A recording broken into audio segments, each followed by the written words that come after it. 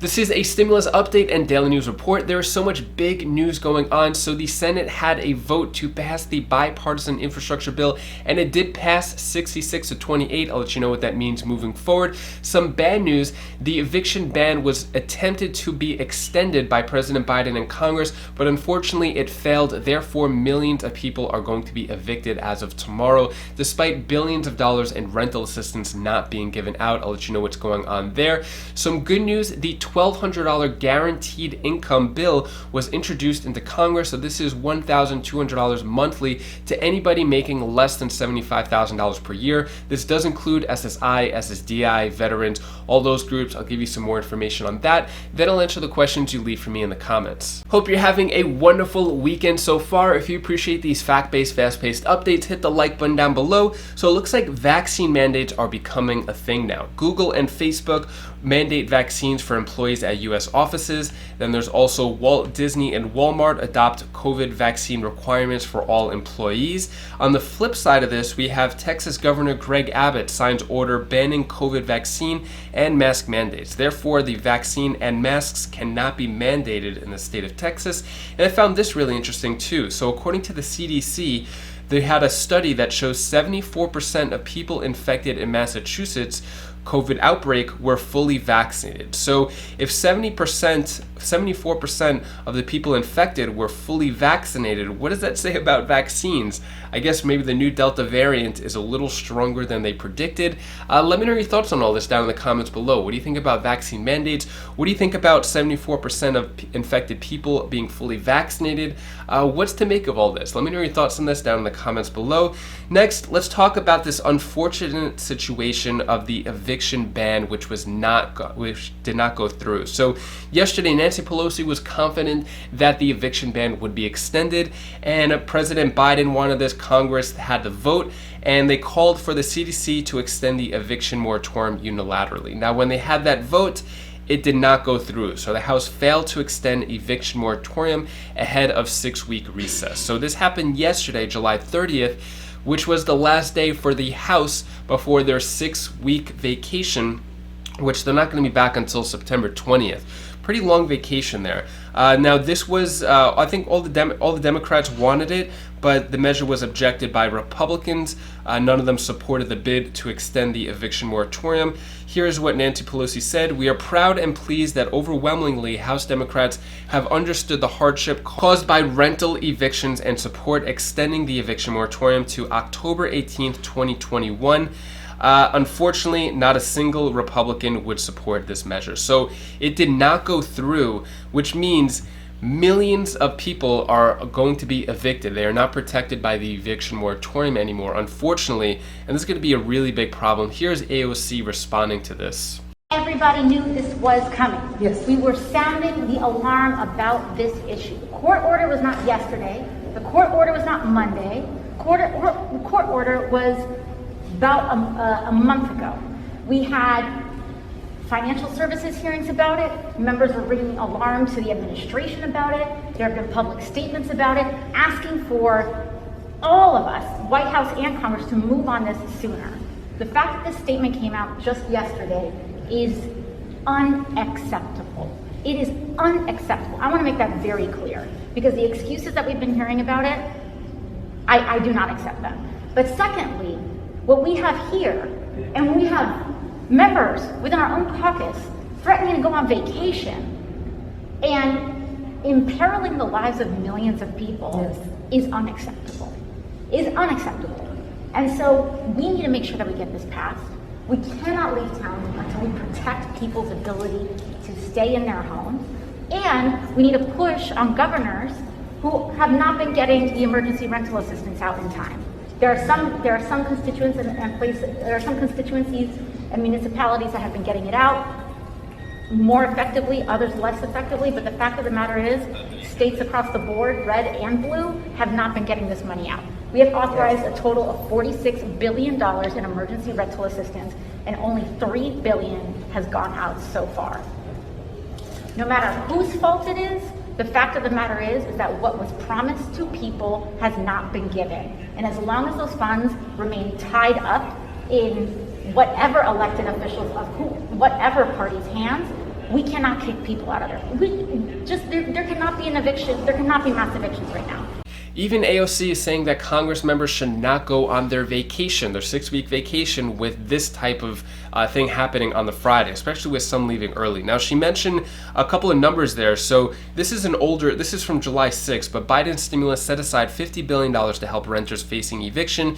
Just 4% of that has gone out. So I guess a little more has gone out of the 46 billion. She said 3 billion has given out. Still, that is dozens of billions of dollars that could have prevented millions of evictions about to happen. A really unfortunate situation here. So in Florida has dispersed 2% of rent aid as eviction moratorium ending. And I'm sure it's a very similar story to all the other states. President Biden rips states for sitting on billions in rental aid as he lets eviction ban end. So President Biden, ripped into the states saying, should have done it. But honestly, nothing could be done right now. It should have been done earlier. There's been weeks and months. I think for the past 5 months, we've known that the money has not been going out, but yet nothing was done up until the very last day. The protest to this, Democrat progressives camp outside Capitol to protest evictions. This is good, and I don't know what this really does. So basically, what Cori Bush said, one of the progressives, many of my Democrat colleagues chose to go on vacation early today rather than staying to vote to keep people in their homes. I'll be sleeping outside the Capitol tonight. We've still got work to do. So sleeping outside the Capitol, it doesn't really do much. Like staying outside the Capitol while the rest of House members are on vacation, I don't see what this does. It's not going to help people not get evicted, which is set to happen tomorrow. So let me know your thoughts on this down in the comments below. This really does bother me. It's really upsetting. Next, let's talk about the IRS has issued $10 billion in tax refunds on unemployment benefits.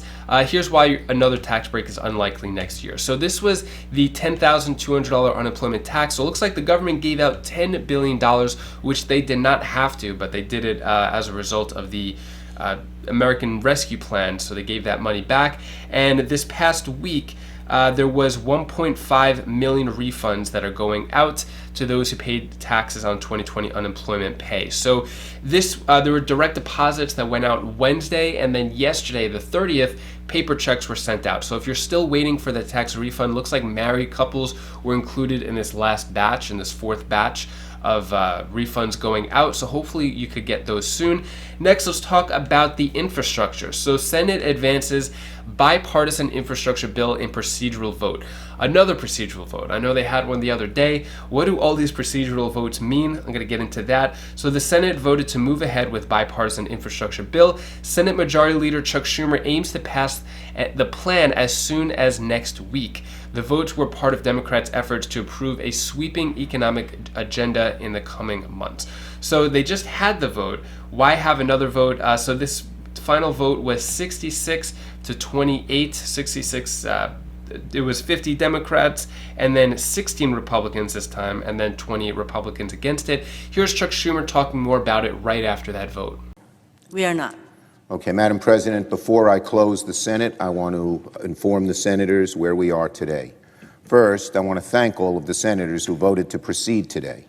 The bipartisan group is still finalizing the text of their agreement, which will be the substitute amendment with the nonpartisan Legislative Council. Once they are finished, and this is a big job, the text will be reviewed, and then I will immediately offer the text of the bipartisan infrastructure agreement as the substitute amendment, making it the base bill, as I have promised. As soon as the bipartisan group finalizes the text of the substitute amendment and becomes the base bill, we can start voting on amendments and make further progress on the bill over this weekend. The Senate will resume session tomorrow at 11 a.m.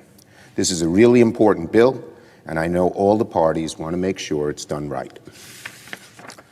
Now, I ask unanimous consent the Senate proceed to legislative business and be in a period of morning business with senators permitted to speak therein for up to 10 minutes each. Former President Trump has been making the headlines every day as he shares his disgust for the bipartisan infrastructure bill happening. Even though Republicans are on board with this, he's criticizing the Republicans for making a deal with the Democrats. So Trump continues GOP pressure campaign on infrastructure. So what former President Trump said recently is, once they pass this bill out of the Senate, it will sit in the House until they get steamrolled by biggest government expansion in a generation. Former President Trump said. Tax increases on everyone, government-run healthcare, more government-run schools, amnesty for illegal immigrants, masks, and many more terrible socialist programs. Nancy Pelosi has said no infrastructure until they get everything else. So basically, former President Trump is saying, don't pass this bipartisan infrastructure bill, because then Nancy Pelosi is going to get that $3.5 trillion human infrastructure bill. Regardless of what former President Trump says, the Democrats are in control at this moment and will be for several more months. So they could either just pass it as one for the Democrats, or they could have some type of bipartisan bill as well. Here is Representative Ilhan Omar talking more about the infrastructure moving forward, and then I'm going to share with you her new bill that's going to give $1,200 monthly to all Americans making less than $75K. Today, West Virginia Senator Joe Manchin told reporters there's no guarantee he will agree to passing the party's $3.5 trillion human infrastructure spending proposal. The Democrats want to pass using a Senate procedure that would only require 50 votes. This comes on the heels of Arizona Senator Kyrsten Sinema announcing that she does not support that plan in its current form. This almost immediately infuriated many House progressives who signaled that they would not vote for the bipartisan infrastructure bill without a separate human infrastructure bill that meets the moment.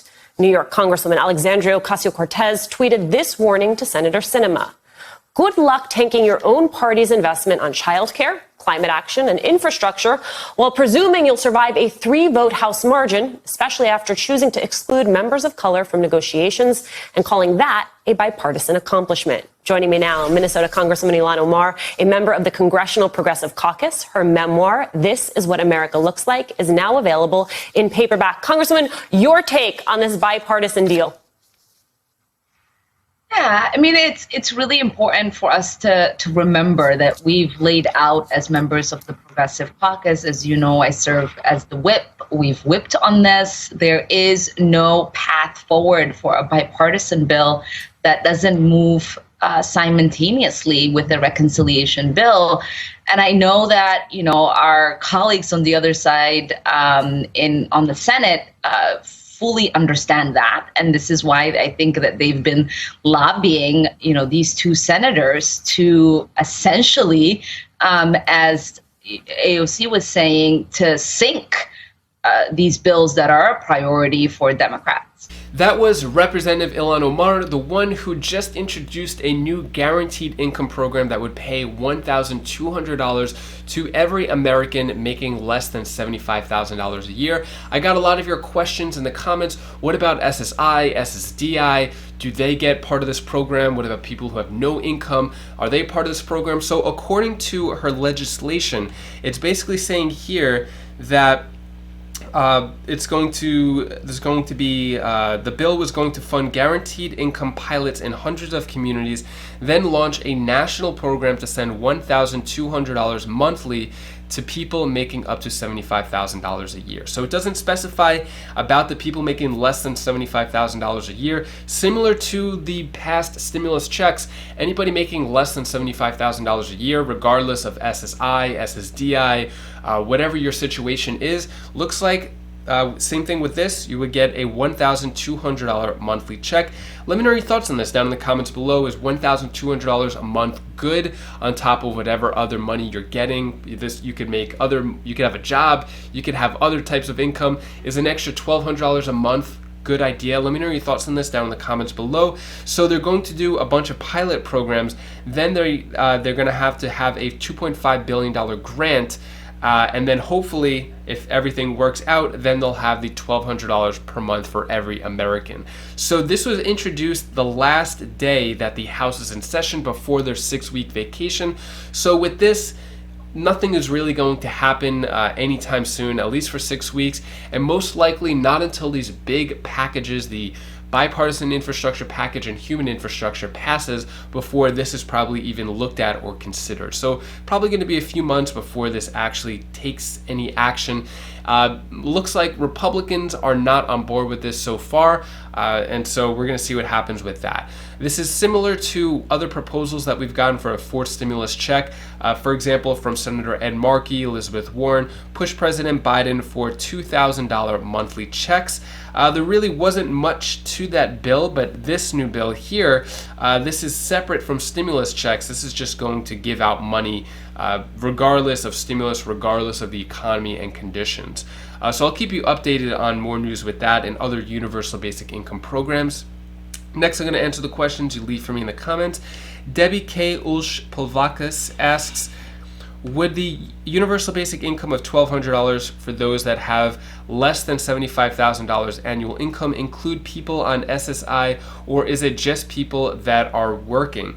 So it looks like it's just less than $75,000, probably very similar to the stimulus checks. So it doesn't say anything about working or not working, but based on her previous beliefs and legislation, looks like, yeah, everyone is going to get it on SSI. You don't need a job or any income requirements. Next question comes from Wilda Wilson. No help for senior citizens. Why not, particularly when most receive that's all? What's really going on? Seniors receive no help.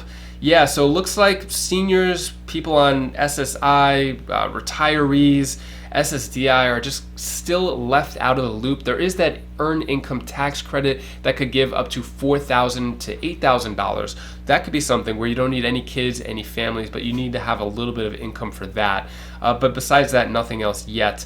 Hurricane Heather Evans asks, are the folks in California still getting $500 check? So in California, they're giving $600 checks to individuals making $30,000 to $75,000. And if you have at least one dependent, then you get an additional $500. So that'll make it $1,100. And those are going out in September, according to Governor Newsom. Anyways, that is all the stimulus I have for you today to hopefully cheer you up a bit. Here's my daughter Bella's tip of the day. Hi guys, this is Bella. This is the tip of the day. I want to tell you something that you should do. But when you want to do something and you want to do a goal, then believe in yourself. Like if you want to ride a bicycle, drive a car, or do anything that you want to do, you have to believe in yourself. Believe in yourself with your mind. Or if you don't believe in yourself, you won't get it right. So, and also there's something else I wanted to tell you. You have to believe your dreams in order for your dreams to come true. And that's all the suggestion that I wanted to say. Bye! Thank you so much for watching. I hope you enjoy the rest of your weekend. We're just gonna have a lot of family time together. It was a really long week for my wife working, 24-hour shifts, 10-hour shifts. So we're just gonna enjoy our time together, just relax, probably go to the beach. I know I say that all the time, but that's literally probably the only thing we do together as a family, that and eat. So yeah, we're just gonna relax on the beach and just chill, watch the kids build sandcastles. My wife and I like to surf, so we'll take turns surfing and stuff. Hope you have a great weekend as well. If you want to check out any of my other videos, you can click this link up here for my other channels, or this down here for my other stimulus updates. And I'll see you in the next video. Take care, be safe. Thank you for watching.